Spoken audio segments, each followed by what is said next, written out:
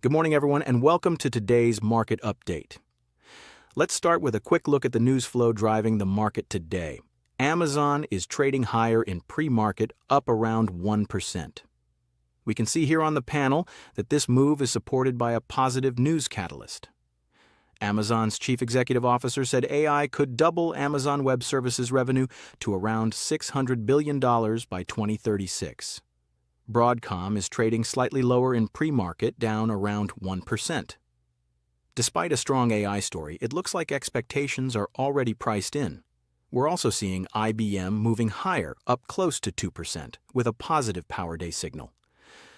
The stock is getting attention after recent weakness as investors reassess valuation and longer-term positioning.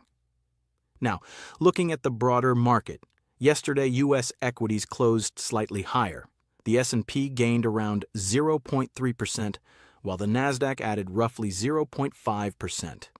Today, the focus is on the Fed, with key updates on rates and the economic outlook expected. We also have inflation data and oil inventories, which could add to volatility. Another key event today is earnings from Micron, one of the leading companies in the AI cycle. The stock is already up around 11% over the past few days ahead of earnings and is trading near recent highs. Strong demand for HBM remains in focus, and the report could be a catalyst for both the stock and the broader AI sector. Next, let's take a look at some of the stocks showing the strongest gains today. Here we're looking at the Most Up list, which highlights stocks with the largest percentage gains since yesterday's close. At the top of the list, we can see DVLT up about 22%. Let's quickly check what's behind the move. Here we see the news. The stock is moving ahead of earnings, which are coming tomorrow. So this looks like a pre-earnings move, with buyers stepping in before the report. KC is also showing strong upside, gaining around 19%. We also see KT up roughly 12% and NRGV, which is higher by about 11%.